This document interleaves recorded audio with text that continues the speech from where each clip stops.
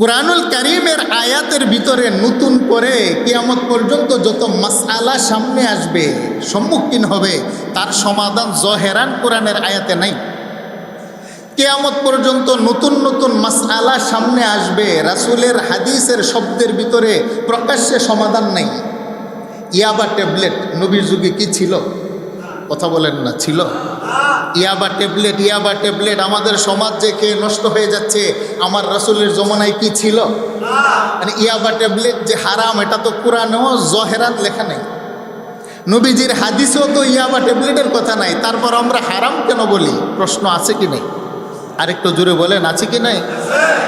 গাঁজা, হেরোইন, নিত্য নতুন যে নেশা বের হচ্ছে, আরও যে কত প্রকারের নেশা কিয়ামত পর্যন্ত বের হবে, এইগুলো যে আমরা উলামায়ে কেরাম হারাম বলি, না জায়েজ বলি, এইগুলোর কথা তো কোরআনে নাই, এইগুলোর কথা সরাসরি হাদিসে নাই, কিন্তু আমরা বলি কোথায় থেকে? হ্যাঁ, হাদিস কোরআনের আসমানি ইলম, যার সিনার ভিতরে আল্লাহ পাক জায়গা করে দেয় যে সন্তানের, সেটা হলো দুধের ভিতরে স্বর, তাকে আগুন দিয়ে জাল দিলে যেমনিভাবে দুধের ভিতরে স্বর দুধের উপরে ভেসে ওঠে, কোরআন হাদিসের আসমানি ইলম যার সিনার ভিতরে জায়গা করে দেয়, নিত্য নতুন কোনো প্রশ্নের যদি সম্মুখীন হয়, উলামায়ে কেরাম গবেষণা করতে থাকে, কোরআন এবং হাদিস গবেষণা করার মাধ্যমে আল্লাহর নূরের বরকতে পৃথিবীর নিত্য নতুন মাসআলাগুলো তার চোখের সামনে দুধের স্বরের মতো ভেসে ওঠে। সুবহানাল্লাহ বলুন। দুধের স্বর জাল দিলে যেমনিভাবে দুধের ভিতর থেকে বের হয়, দেখা যায় না। কিয়ামত পর্যন্ত যত জটিল ও কঠিন মাসআলার সম্মুখীন উম্মত হবে, উলামায়ে কেরাম যার সিনার ভিতরে আল্লাহ 30 পারা ইলম দিয়েছেন, রাসূলের অসংখ্য নববীর ইলম যার সিনার ভিতরে দিয়েছেন, উম্মত কখনো পথহারা হবে না। কোরআন আর হাদিস সামনে নিয়ে গবেষণা করবে, আস্তে করে তার সিনার ভিতরে বাসিয়ে দিবেন, তার জবান দিয়ে প্রকাশ করে জাতিকে হেদায়েতের রাস্তা দেখাবেন। বলেন কথাটা কার? হায়েজা নারী মৃত ব্যক্তির গা ধোয়াতে পারবে কিনা? মাসআলা। আমার কথা বুঝতেছেন আপনারা? হায়েজা নারী নাপাক, বলেন হায়েজগ্রস্তা নারী কি পবিত্র না নাপাক? তাদের কি নামাজ আছে, রোজা আছে, কোরআন তেলাওয়াত আছে, বাইতুল্লাহর হজ আছে? নাপাক। হায়েজগ্রস্তা নারী, আরেকটা নারী যদি মারা যায়, তাকে গোসল করাতে পারবে কিনা? উলামায়ে কেরামের মাঝখানে দ্বন্দ্ব দেখা দিয়েছে। এই কথাটা সরাসরি কোরআনের আয়াতে নাই, রাসূলের হাদিসও সরাসরি শব্দ নাই। উলামায়ে কেরাম আসমানি ইলমের বরকতে তারা ইস্তেমবাদ করেছেন, মাসআলা বের করেছেন। রাসূলুল্লাহ সাল্লাল্লাহু আলাইহি ওয়াসাল্লামের বিবি আমাদের আম্মা জান আয়েশা রাদিয়াল্লাহু তাআলা আনহা হায়েজগ্রস্ত অবস্থায়, অসুস্থ অবস্থায় আমার রাসূলের মাথা মুবারক দৌত করে চিরুনি দিয়ে তেল দিয়ে সিটি করে দিয়েছেন। সুবহানাল্লাহ বলেন। হাজারো মৃত লাশের চাইতে আমার রাসূলের জীবিত জিসিম মুবারক পবিত্র কিনা? বলেন আমার রাসূলের দেহর চাইতে পবিত্র কোনো দেহ পৃথিবীতে আছে? আরেকটু জোরে বলেন, আছে?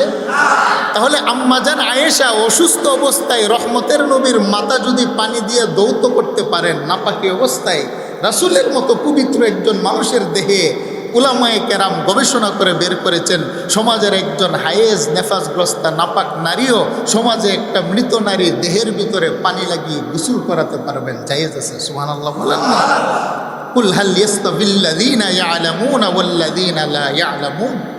আল্লাহ বলছেন, তোমাদের যার ভিতরে আসমানি ইলম আছে, যার সিনাতে, সে আর যারা ইলমহীন তারা কখনো এক হতে পারে? আরেকটু জোরে বলেন, এক হতে পারে? রাসূলুল্লাহর দরবারে একজন সাহাবী আসছেন, কাফনের কাপড় মৃত্যুর আগে ব্যবস্থা করে রাখা যায় কিনা? মাসআলা। কাফনের কাপড় মৃত্যুর আগে, যে আমার মরণ হবে, আমি কাফনের কাপড়টা কিনে রাখি, অথবা যারা হজ করতে যায় বাইতুল্লাহতে ইহরামের কাপড় এনে রেখে দেয় আলমারিতে, যে মারা যাওয়ার পরে এটা দিয়ে আমাকে কাফন পরাবে, কি বলেন, হয় কি হয় না? এখন এই কাপড়টা রাখা যাবে কিনা এটা কোরআনে নেই। এই কাপড়টা মৃত ব্যক্তি তার নিজে মৃত্যুর আগে কাফনের কাপড় ব্যবস্থা করে রাখা যাবে কিনা এটা সরাসরি হাদিসে নেই। তাহলে এটা আছে জায়েজ না না জায়েজ? মাসআলা যখন উম্মতের সামনে আসলো, উম্মত গবেষণা করে কোরআন এবং হাদিসের আলোকে তারা বের করেছেন, বলে জায়েজ। বলে কোথায়? এটা তো হাদিসেও নাই, কোরআনও নাই। বলে শোনো, ইতিহাস আছে। কি ইতিহাস? রাসূলুল্লাহর দরবারে একজন সাহাবী আসলেন, এসে বললেন, ইয়া রাসূলুল্লাহ, ইয়া হাবিবাল্লাহ, আপনার দেহে যে একটা চাদর আছে, আবায়া, আমি সেটা আপনার কাছে তালাশ করি। সুবহানাল্লাহ বললেন না? ইয়া রাসূলুল্লাহ, আপনার দেহের ভিতরে যে একটা জামা আছে, আমি আপনার জামাটা চাই, আমাকে একটু হাদিয়া দেন না। রাসূল বললেন, তুমি জামাটা নিয়ে কি করবে? বলে, ইয়া রাসূলুল্লাহ, আমি আপনার কাছে হাদিয়া চাইলাম, আমাকে একটু দেন, আমার নিতে মনে চায়। আল্লাহর রাসূল ওই সাহাবীর কথা শুনে কামরার ভিতরে গেলেন, তিনার দেহের জামাটা এনে সাহাবীকে দিবেন। অন্যান্য সাহাবীরা তাকে ধরলেন, কি ব্যাপার, আমার রহমতের নবীর কাছে তুমি জামা চাইলা? এত বড় বেয়াদবি, আমার নবীর জামা নিয়ে তুমি আবার গায়ে দিবা? রহমতের নবীর জামা তিনার গায়ে লেগেছে, তুমি আবার গায়ে লাগাবে? এটা তো বড়ই বেয়াদবির কথা। সে বলে, না, আমি আমার গায়ে দেওয়ার জন্য জামাটা নেই নাই, আমি ওসিয়ত করে যাব আমার সন্তানদেরকে যেদিন আমি মারা যাব।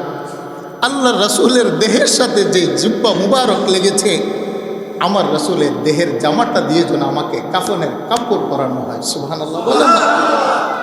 কবরে গেলে মুনকার নাকির আমাকে প্রশ্ন করবে, আমি যদি প্রশ্নের জবাব না দিতে পারি, আমার দেহে যে রহমতের নবীর জামা মুবারক আছে, এর উসিলাও যেন আমাকে মাফ করে দেয়। আমি আল্লাহর আদালতে বলতে পারবো, মালিক, তোমার রাসূলের সাথে আমার একটা প্রেম ছিল, যেই প্রেমের দাবিতে তোমার রহমতের নবীর জামা আমাকে দিয়েছে। আমি পৃথিবীতে কিছু আনতে পারি নাই, কিন্তু রহমতের নবীর জামাটাকে সিনার সাথে লেগে নিয়ে আসছে। সুবহানাল্লাহ। আল্লাহ রাসূল তার কথাটা শুনছেন কামরার ভিতরে দাঁড়িয়ে। আল্লাহ রাসূল সমস্ত সাহাবায়ে কেরামদেরকে সরিয়ে বললেন, যাও, আমি আমার জুব্বাটা তোমাকে দিয়ে দিলাম।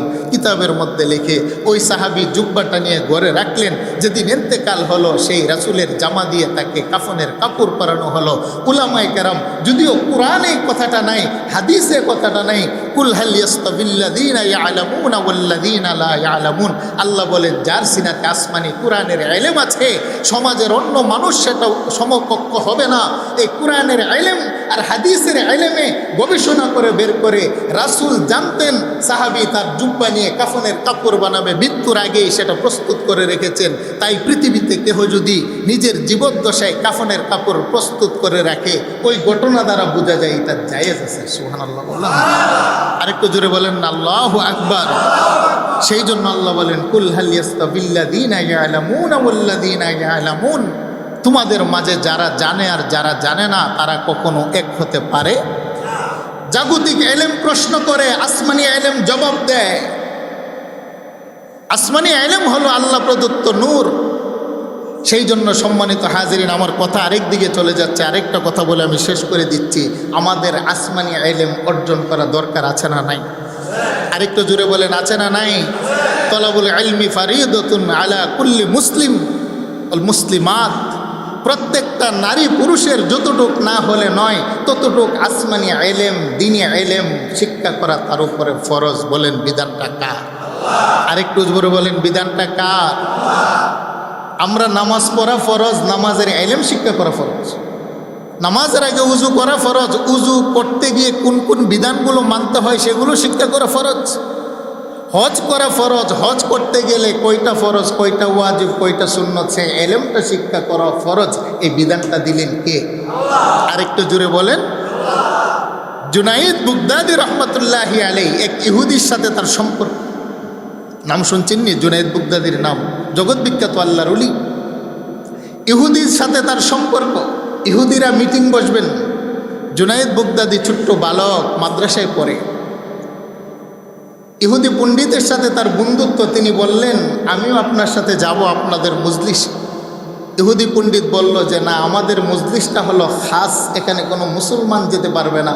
বলে, আমি তো আপনার বন্ধু, আপনার সাথে আমার সম্পর্ক আছে, বন্ধু বন্ধুর কাছে দাবি করেছি, নিয়ে যান। বলে, হ্যাঁ, যেতে পারবে, এক শর্তে, সেটা হলো তুমি যে মুসলিম ঘরের সন্তান, তোমার পরিচয়টা লুকিয়ে রাখতে হবে। সুবহানাল্লাহ বললেন না? জুনাইদ বুগদাদি 18 বছরের ছেলে, ইহুদি বড় পণ্ডিত, পাদ্রী, আলেম জুনাইদ বুগদাদির পরিচয় লুকিয়ে তার খাস মজলিসে নিয়ে গেলেন। তারা মিটিং বসলো, গোপন পরামর্শ। হঠাৎ করে একজনে জুনাইদ বুগদাদিকে চিনে ফেললেন, সে তো হলো মুসলিম। সবাই খেপে গেলেন যে একটা মুসলিমকে আমাদের খাস কামরাতে কেন নিয়ে আসলেন? যেহেতু আনছেন, জুনাইদ বুগদাদিকে এখন ইহুদিরা প্রশ্ন করে, প্রশ্নের জবাব দিয়ে যেতে হবে, নয়তো তোমাকে অপমান করব। আমাদের এই খাস মজলিসে তুমি কেন আসলে? জুনাইদ বুগদাদি বলে, প্রশ্ন যেহেতু আপনি করবেন, আপনি হলেন ছোট, আমি যেহেতু জবাব দিব, আমি হলাম বড়, তাই আপনার চেয়ারের মধ্যে আমাকে বসান। সুবহানাল্লাহ বলেন না? জুনাইদ বুগদাদিকে ইহুদি বড় আলেম চেয়ারের মধ্যে বসিয়ে প্রশ্ন করলেন। 1 নম্বর প্রশ্ন, তোমরা বলেছো জান্নাতের ভিতরে খাবার খেলে প্রস্রাব পায়খানা হবে না, এটার জবাব দাও। এত খাবার খাবে, প্রস্রাব হবে না, পায়খানা হবে না, খাবার পেটে জায়গা হবে কোথায় থেকে? 2 নম্বর প্রশ্ন, তোমার নবীর হাদিসের ভিতরে আছে জান্নাতে এমন একটা বৃক্ষ হবে যেই গাছের ঢাল সমস্ত জান্নাতীদের কামরাতে পৌঁছে যাবে, জবাব দাও। 3 নম্বর হলে এমন নিয়ামত জান্নাতে বান্দা খাবে, নিয়ামত পেতেই থাকবে, কিন্তু কোনোদিন পরিতৃপ্ত হবে না, এটার জবাব দাও। জুনাইদ বুগদাদি বলল, আপনার চেয়ারটা আমাকে ছেড়ে দেন। জুনাইদ বুগদাদি 18 বছরের কোরআনের ছাত্র। সুবহানাল্লাহ বলেন না? আসমানি ইলমে মারিফত, ইলমে ইলাহি তার কলমের ভিতরে আছে। ইহুদির প্রশ্নের জবাবে জুনাইদ বুগদাদি বললেন, শুনেন, 1 নম্বর প্রশ্ন করেছেন যে মানুষ জান্নাতে খাবার খাবে, প্রস্রাব পায়খানা করবে না, এটা আপনার আকলে ধরে না। আমরা তো মায়ের পেটে ছিলাম, 4 মাস পরে যখন বাচ্চাকে আল্লাহ রুহ দেন, তখন বাচ্চার খিদা লাগে, মায়ের নাভির সাথে সন্তানের নাভির অ্যাডজাস্ট করে মায়ের ঋতুস্রাব বন্ধ করে বাকি 6 মাস বাচ্চাকে আল্লাহ লালন পালন করেন। কোনো বাচ্চা তো মায়ের পেটে খাবার খাই বটে, কিন্তু প্রস্রাব পায়খানা করে না। সুবহানাল্লাহ বলেন? মায়ের পেটে 6 মাস বাচ্চা খাবার খায়, কিন্তু বাচ্চার প্রস্রাব পায়খানা করতে হয় না। এটা যেমনিভাবে আমার মালিকের কুদরত, জান্নাতের ভিতরে বান্দা খাবার খাবে, তার প্রস্রাব পায়খানা করতে হবে না। ইহুদি পাদ্রী বলে, সদাক্তা, আমি জবাব পেয়েছি। সুবহানাল্লাহ বলেন? কুল হাল ইয়াস্তাবিল্লাযীনা ইয়ালামুনা ওয়াল্লাযীনা লা ইয়ালামুন। আল্লাহ বলেন, আসমানি ইলম যার সিনাতে আছে, দুনিয়ার ইলমে প্রশ্ন করে আর আসমানি ইলমের জবাব দেয়। যার সিনার ভিতরে কোরআন আর সুন্নাহ আছে, তার সিনাটা জগতের অন্যদের সিনা এক নয়। কথাটা কার? 2 প্রশ্ন, জান্নাতে এমন একটা গাছ হবে যে গাছের ডাল, শাখা প্রশাখা সমস্ত জান্নাতীদের ঘরের উপরে পড়বে। এটা এমন কোন গাছ যে একটা গাছের শাখা সমস্ত গাছের উপরে? জুনাইদ বুগদাদি বলেন, সকালবেলা পূর্ব দিগন্ত থেকে একটা সূর্য ওঠে, সেটাও গাছের মতো। সূর্যের আলো পৃথিবীর সমস্ত মানুষের কামরাতে পৌঁছে যায়। সুবহানাল্লাহ বলেন? জান্নাতের ভিতরে একটা গাছ হবে যে গাছের শাখা প্রশাখা সমস্ত জান্নাতীদের গাছে পৌঁছে যাবে। বলেন না, পৃথিবীতে সূর্য কয়টা? সমস্ত মানুষের কামরাতে পৌঁছে কিনা? নাকি সকলের ঘরে আসতে হয়? সূর্য সূর্যের জায়গা আছে, কিন্তু সমগ্র পৃথিবীর মানুষ আপনার বাড়ি থেকে তাকাবেন, মনে হবে যে আপনার দিকে সূর্য তাকিয়ে আছে। আমি আমার বাড়ি থেকে তাকাবো, মনে হবে সূর্যটা আমার জন্যই উঠেছে। আমেরিকা থেকে একজন মানুষ তাকাবে, মনে হবে যে তার জন্যই সূর্যটা উঠেছে। একটা সূর্য যেমনিভাবে সমগ্র পৃথিবীর মানুষের ঘরে পৌঁছতে পারে, জান্নাতের একটা গাছও সমস্ত জান্নাতীদের কামরাতে পৌঁছে যাবে। সুবহানাল্লাহ। ইহুদি পাদ্রী বলে, জবাব পেয়েছি। 2 নম্বর প্রশ্ন, জান্নাতের নিয়ামত আল্লাহ দিবেন, কোনোদিন পরিতৃপ্ত হবে না। বলে, হ্যাঁ, কুরআনুল কারীম দুনিয়াতে তেলাওয়াত করি, এমন একটা আল্লাহর কালাম যেই কালাম যতই শুনি কিন্তু কোনো বান্দা বলে না যে আর লাগবে না। সুবহানাল্লাহ বলেন না? বলেন না, মমতাজের গান যতই শুনেন, আয়ুব বাচ্চুর গান একবারের জায়গায় 2 বার শুনলে আর শুনতে মনে চায় না যুবক ভাইয়েরা। কিন্তু ফরজ নামাজ বলেন, ওয়াজিব বলেন, সুন্নত বলেন, নফল বলেন, যত প্রকারের সালাত আছে বলেন, সূরা ফাতিহা ইমামও তেলাওয়াত করে, আমরাও তেলাওয়াত করি। আজ পর্যন্ত কারো প্রশ্ন এসেছে যে এটা আর ভালো লাগে না? এরকম আসছে? আরেকটু জোরে বলেন, আসছে? জুনাইদ বুগদাদি বলে, আল্লাহর নিয়ামত কুরআনুল কারীম তেলাওয়াত যত শুনে বান্দা তখনও পরিতৃপ্ত হয় না। জুনাইদ বুগদাদির জবাব শুনে ইহুদিরা বলেন, ছোট্ট বাচ্চা, আমি বুঝেছি তোমার ইলম দুনিয়ার কোনো ইলম নয়, এটা হলো ইলমে ইলাহি, আল্লাহর মারিফতের ইলম। সুবহানাল্লাহ। তোমার প্রশ্নের জবাব পেয়েছি। এবার জুনাইদ বুগদাদি বলেন, শুনেন, এবার আমার একটা প্রশ্ন আছে। সুবহানাল্লাহ বলবেন না? সমস্ত পাদ্রীরা বললে, কি ব্যাপার, তোমার কি প্রশ্ন? বলে, আমি প্রশ্ন জবাব দিয়েছি 3টা, আর আপনাকে আমি প্রশ্ন করব একটা। আপনি তাওরাতের আলেম, আমার সঠিক জবাব দিবেন। জুনাইদ বুগদাদি বলেন, আমি আপনাকে একটা প্রশ্ন করব, 3টা করব না। আমি তো জবাব দিয়েছি, আপনি স্বীকৃতি দিলেন। এখন যিনি সবচাইতে বড় লিডার, তাওরাতের আলেম ইহুদি পাদ্রী, তিনি একবার ডানে তাকায়, আরেকবার বাম দিকে তাকায়। দরবারের মজলিসে তো সমস্ত ইহুদিরা আছে, সবাই বলল, আপনি ডানে বামে তাকান কেন? ছোট্ট বালককে 3 প্রশ্ন করেছেন, জবাব দিয়েছে, আপনি সত্যায়িত করেছেন, এখন সে আপনাকে প্রশ্ন করবে, আপনি জবাব দেন, ডানে বামে তাকান কেন? ইহুদি পাদ্রী বলে, শোনো, আমি আমার ইমানের দাবিতে আমি বলছি, যদি জবাব দেই তোমরা এটা মানবে কিনা? সুবহানাল্লাহ।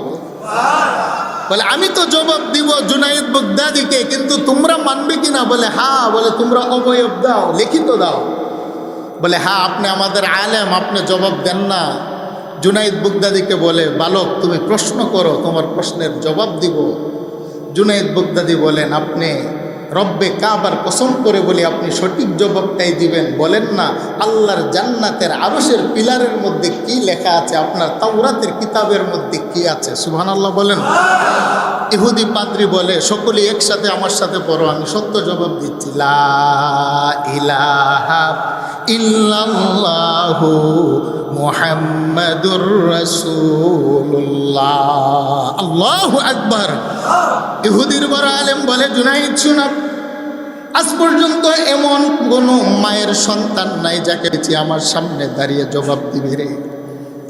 আমি তাওরাতের বিভিন্ন কিতাব থেকে গবেষণা করে তোমাকে 3টা প্রশ্ন করলাম, 3টা প্রশ্নের সঠিক জবাব তুমি আমাকে দিয়ে দিলে খুশি হয়ে গেলাম, কিন্তু একটা প্রশ্ন করে তুমি আমাকে আটকিয়ে দিলে। আমি রব্বে কাবার কসম করে বলি, আল্লাহর আরশের পিলারের মধ্যে যেই লেখাটা আছে এটা আমাদের তাওরাতের কিতাবের ভিতরে আছে। লা ইলাহা ইল্লাল্লাহু মুহাম্মাদুর রাসূলুল্লাহ সাল্লাল্লাহু আলাইহি ওয়াসাল্লাম। সমস্ত ইহুদি আলেমেরা জুনাইদ বাগদাদির সামনে কানে ধরে নবীর কালেমা পড়ে মুসলমান হয়ে যায়।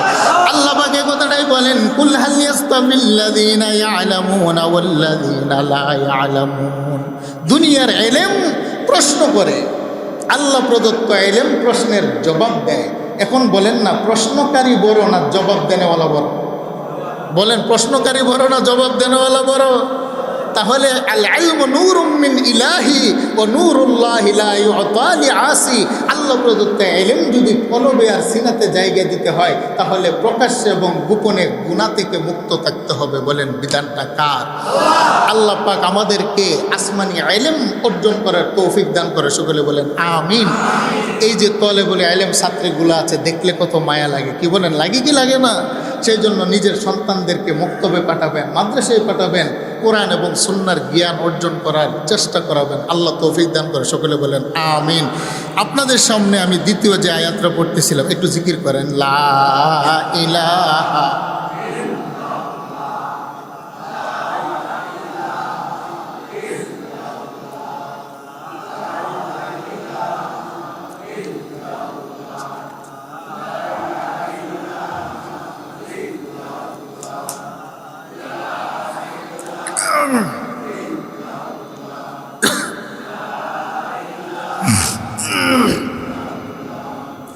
লা ইলাহা ইল্লাল্লাহু মুহাম্মাদুর রাসূলুল্লাহ সাল্লাল্লাহু আলাইহি ওয়াসাল্লাম। সকলে বলেন আল্লাহু আকবার। আল্লাহ বলেন, ওয়ালিল্লাহি আলান নাসি হিজ্জুল বাইত মান ইসতাতা ইলাইহি সাবিলা। আল্লাহু আকবার। অপরাধ আল্লাহ বলেন, ইন্না আউওয়ালা বাইতিন উদিআ লিন-নাসি লাল্লাযী বিবাক্কাতা মুবারাকাও ওয়া হুদাল লিল আলামিন।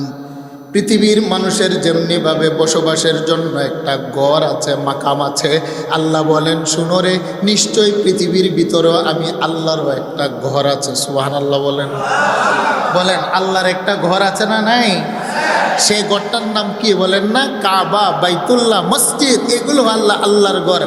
সাইয়্যিদানা আদম আলাইহিস সালাতু ওয়াস সালামকে যখন আল্লাহ পাক সৃষ্টি করে পৃথিবীতে পাঠাইলেন, আদম আর হাওয়াকে প্রথমে আমার আল্লাহ জান্নাতের ভিতরে রেখে বললেন, আদম আর হাওয়া জান্নাতে বসবাস করবে, কিন্তু গন্ধমের ফলও খেতে পারবে না, কাছেও যেতে পারবে না। লা তাকরাবা হাদিহিস শাজারা ফাতাকুনা মিনাজ জালিমিন। গন্ধমের গাছের কাছেও তোমরা যেতে পারবে না, যদি যাও তাহলে তোমরা জালেমের অন্তর্ভুক্ত হয়ে যাবে। শয়তানের প্রবঞ্চনায় মা হাওয়া আকৃষ্ট হয়ে গেলেন। মা হাওয়া গন্ধমের ফল খেয়ে বাবা আদমকে খাওয়াইলেন, দেহের বস্ত্রগুলো খুলে গেল। আল্লাহ পাক নারাজ হয়ে বাবা আদমকে হিন্দ ভারতবর্ষে পাঠাইলেন, আর মা হাওয়াকে আমার আল্লাহ জান্নাতের ভিতরে পাঠাইলেন। 340 বছর পর্যন্ত বাবা আদম আর হাওয়া মাথা আকাশের দিকে উঠান না, লজ্জার কারণে গন্ধম ফল খেয়ে ফেলেছেন। যখন কাঁদতে কাঁদতে কাঁদতে কাঁদতে 340 বছর অতিক্রম করলেন, আল্লাহ সুবহানাহু ওয়া তাআলা জিব্রাইলের মাধ্যমে হিন্দ থেকে ভারতবর্ষ থেকে বাবা আদমকে আরাফাতের ময়দানে পৌঁছিয়ে দিলেন। আরেকটু জোরে বলেন আল্লাহু আকবার। তাফসীরে রুহুল মানি আল্লামা আলুসি আল বাগদাদি তাফসীরের মধ্যে লিখেন, সাইয়েদানা আদম আলাইহিস সালাতু ওয়াস সালাম একটা গন্ধম ফল খাওয়ার কারণে, একটা মাত্র ভুল করার কারণে 340 বছর পর্যন্ত মাথা আকাশের দিকে উঠান নাই। কান্না করতে করতে করতে করতে আল্লাহর দরবারে আল্লাহ সুবহানাহু ওয়া তাআলা আদম পয়গম্বরের উপরে খুশি হইয়া জিব্রাইলের মারফতে ভারতবর্ষ থেকে ধীরে ধীরে রাস্তা দেখাইয়া আরাফাতের ময়দানে জাবালে রহমতের পাদদেশে পৌঁছিয়ে দিলেন।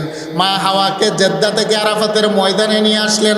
জাবালে রহমতের ডান পাশ থেকে বাবা আদম ঘুরতে আরম্ভ করলেন, আর বাম পাশ থেকে মা হাওয়া তিনি চক্কর দিতে আরম্ভ করলেন। হঠাৎ করে বিকালবেলা বাবা আদম আর হাওয়ার পরিচয় হয়ে যায়, একজন আর একজনকে দড়িয়ে কান্না করতে আরম্ভ করলেন। আল্লাহ সুবহানাহু ওয়া তাআলা আদম পয়গম্বরের কলবের ভিতরে একটা আয়াত ঢেলে দিলেন, আদম এই আয়াতটা পরে আমার কাছে তওবা করো, আমি আল্লাহ তোমাকে মাফ করব। কিয়ামত পর্যন্ত তুমি আদম আর হাওয়া থেকে যত মানব জাতি বের হবে তারাও এই ময়দানে এসে যদি তওবা করে তাদেরকেও তোমার মতো মাফ করে দেব। আয়াতটা কি আমার সাথে বলেন, রব্বানা যালামনা আনফুসানা ওয়া ইল্লাম তাগফির লানা ওয়া তারহামনা লানাকুনান্না মিনাল খাসিরিন। আল্লাহু আকবার বলেন।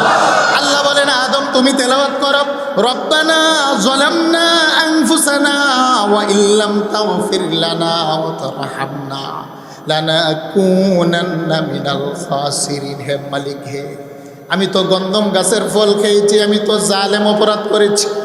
হে মালিক, রব্বানা যালামনা আনফুসানা, আমি আমার নফসের উপরে জাতের উপরে জালুম করেছি, অত্যাচার করেছি, তোমার একটা বিধান লঙ্ঘন করেছি। মাওলা আমি তোমার রহমতের আশা করি তুমি আমাকে মাফ করে দাও। আল্লাহ বলেন আদম তোমার অপরাধ ক্ষমা করলাম, শুধু তাই নয়, জুররিয়াতে আদম তোমার নসল থেকে কিয়ামত পর্যন্ত যত মানব জাতি আসবে রে, তারা যদি আরাফার ময়দানে এসে জীবনের গুনার কথা স্মরণ করে মাফ চায়, আমি আল্লাহ পরোয়া করি না, জীবনের সমস্ত গুনাহ খাতা আমি আল্লাহ মাফ করে দেব। আরেকটু জুড়ে বলেন আল্লাহু আকবার।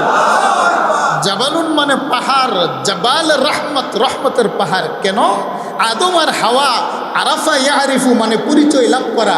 আরাফাতের ময়দানকে আরাফাতের ময়দান এই জন্য বলা হয়, 340 বছর পরে মা হাওয়া আর আদমের পরিচয় হয়েছিল। সুবহানাল্লাহ বলেন না? সেই জন্য আরাফাতকে আরাফাতের মাঠ বলে।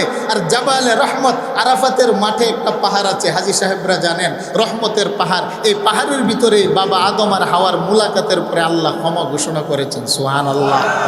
সেই জন্য হজের ফরজ হলো 3টা। বলেন হজের ফরজ কয়টা? এহরাম বাঁধা, বাইতুল্লাহ তাওয়াফ করা, আরাফাতের ময়দানে অবস্থান করা, 2 ওয়াক্তের নামাজ একসাথে পড়া। বলে আরাফাতের ময়দানে অবস্থান করা হজের ফরজ বিধান। কেন? আদম আলাইহিস সালাতু ওয়াস সালাম মা হাওয়ার সাথে মুলাকাতের পরে এক রাত আরাফাতের ময়দানে অবস্থান করেছিলেন। সুবহানাল্লাহ বলেন না? তাই আল্লাহ বলেন যত মানুষ হজ করতে আসবে কিয়ামত পর্যন্ত তোমার বাবা আদম আর হাওয়ার এই সুন্নতরা পালন করতে হবে। আমি আল্লাহ ফরজ করে দিলাম, তাদেরকে যেমনিভাবে ক্ষমা ঘোষণা করেছি, তোমরা জীবনের পাপের বোঝা নিয়ে যদি আরাফাতের ময়দানে উপস্থিত হয়ে যাও, আমি আল্লাহ ঘোষণা করেছি তোমাদেরকেও মাফ করে দেব। সুবহানাল্লাহ। আল্লাহ বলেন ওয়ালিল্লাহি আলান নাসি হিজ্জুল বাইত মান ইসতাতা ইলাইহি সাবিলা। হজ ওই সমস্ত মানুষের উপরে আল্লাহ পাক ফরজ করেছেন যারা হজে যাওয়ার মতো সামর্থ্য রাখে, টাকা পয়সা আছে। হজে যতদিন থাকবেন ততদিন আপনার পরিবার পরিজন চালানোর মতো ক্ষমতা সক্ষমতা যাদের উপরে আছে, জীবনে একবার তার উপরে হজ করা ফরজ। বলেন না সুবহানাল্লাহ। আর যারা হজ ফরজ হওয়ার পরে হজ করে না, আল্লাহ রাসূল বলেন সে ইহুদি নাসারা হয়ে মারা যাক, এতে আমার কিছু আসে যায় না। আর যেই ব্যক্তির উপরে হজ ফরজ হয়েছে সে যদি বাইতুল্লাহতে গিয়ে যদি হজ করে, এহরামের কাপড় বেঁধে মালিকের কাবা ঘরের কালো গিলাফের দিকে তাকিয়ে যদি বলে লাব্বাইক মালিক, আমি গুলাম তো তোমার দরবারে উপস্থিত। বলেন না সুবহানাল্লাহ। আমার সাথে বলেন লাব্বাইক আল্লাহুম্মা লাব্বাইক, লাব্বাইক লা শারীকা লাক লাব্বাইক, ইন্নাল হামদা ওয়ান নি'মাতা লাকা ওয়াল মুলক লা শারীকা লাক। পৃথিবীর রাজা বলেন, প্রজা বলেন, শিক্ষিত বলেন, অশিক্ষিত বলেন, ধনী বলেন, গরিব বলেন, যারাই মালিকের ঘরে যায় ইহরামের 2 টুকরা কাপড় সেলাই ছাড়া গায়ের মধ্যে জড়াইয়া এই কথাটাই বলে লাব্বাইক আল্লাহুম্মা লাব্বাইক, হে আমার মালিক, পৃথিবীর আমার স্থাবর ব্যবসা বাণিজ্য চাকরি বাকরি সহায় সম্পত্তি ক্ষমতা আধিপত্য সব কিছু পিছনে ফেলে মরণের আগেই সেলাই ছাড়া 2 টুকরা কাপড় গায়ে জড়াইয়া আমি ঘোষণা দিলাম লাব্বাইক, তোমার গোলাম তোমার দরবারে উপস্থিত। সুবহানাল্লাহ বলেন না। আল্লাহ রাসূল বলেন মান হাজ্জা লিল্লাহি ফালাম ইয়ারফাস ওয়ালাম ইয়াফসুক রাজাআ কায়াউমিন ওয়ালাদাতহু উম্মুহু।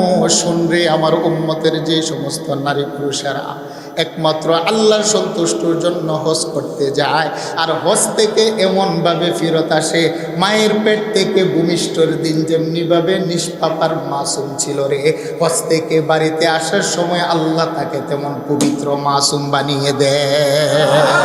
আরেকটু জোরে বলেন আল্লাহু আকবার। সেই জন্য পৃথিবীর রাজা মহারাজা সবাই একসাথে কাঁধে কাঁধ মিলিয়ে বলে লাব্বাইক আল্লাহুম্মা লাব্বাইক, লাব্বাইক লা শারীকা লাক লাব্বাইক, ইন্নাল হামদা ওয়ান নি'মাতা লাকা ওয়াল মুলক। হে মালিক, আমি গোলাম তোমার দরবারে উপস্থিত।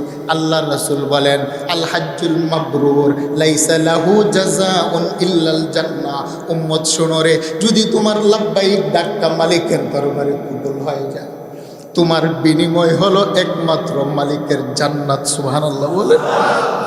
সেই জন্য তাফসীরে মাজহারির ভিতরে কাজী সানাউল্লাহ পানিপতি বলেন পৃথিবীর রাজা মহারাজারা, পৃথিবীর ধনী গরিব মানুষগুলো, পৃথিবীর বিভিন্ন ভাষার মানুষ, গোত্রের মানুষ, বংশের মানুষ, রাষ্ট্রের মানুষগুলা একটা জায়গার মধ্যে একত্রিত হইয়া 2 টুকরা কাপড়ের মতো সাদা ইহরামের কাপড় বাইদা মালিকের দরবারে যখন তওয়াফ করে আল্লাহ বাইক বলে, আমার আরশের মালিক আরশ আযিমে ফেরেশতাদেরকে নিয়ে আল্লাহ হাসতে থাকে। সুবহানাল্লাহ বলেন না। আমার আল্লাহ ফেরেশতাদেরকে নিয়ে মজলিস জমে বলেন, হে নূরের ফেরেশতারা, দেখো আমার বান্দা তার জীবনের সমস্ত স্থাবর ক্ষমতা সব কিছু পিছনে ফেলে মরণের আগেই 2 টুকরা কাপড় গায়ে জড়াইয়া আমি মালিকের ডাকে সারা দিয়ে আমার ঘরের ভিতরে এসে লাব্বাইক বলে। আল্লাহ বলেন ও ইজ্জতি ও জালালি, হে ফেরেশতা আমার ইজ্জতের কসম সাক্ষী থাকো, আমার এই এহরামের ভিতর থেকে, আমার এই ঘরের চক্কর থেকে, এই বাইতুল্লাহর 4 দেয়ালের ভিতর থেকে বের হওয়ার আগে আমার বান্দার গুনাহ খাতা মাফ করে দিলাম। আরেকটু জোরে বলেন না আল্লাহু আকবার। সেই জন্য আল্লাহ বলেন শুনো, ইন্না আউওয়ালা বাইতিন উদিআ লিন-নাস লাল্লাযী বিবাক্কাতা মুবারাকান ওয়া হুদাল লিল আলামিন। বলেন পৃথিবীতে আল্লাহর একটা ঘর আছে, সেই ঘর হলো কাবা, সেটা হলো বাইতুল্লাহ। আল্লাহ রাসূল বলেন শোনো, কাবা শরীফের ভিতরে 1 রাকাত নামাজ আমার যেই সমস্ত উম্মতের নারী পুরুষেরা পড়ে, আমার আল্লাহ খুশি হয়ে 1 রাকাত নামাজের বিনিময়ে 1 লক্ষ রাকাত নামাজের সওয়াব দান করেন। সুবহানাল্লাহ। মসজিদের নববীতে কেহ যদি 1 রাকাত নামাজ পড়ে 50,000 রাকাতের সওয়াব হয়। বাইতুল মুকাদ্দাসে কেহ যদি 1 রাকাত নামাজ পড়ে, আল্লাহ রাসূল বলেন 25,000 রাকাতের সওয়াব হয়। সেই জন্য বুখারীতে বর্ণনা 3টা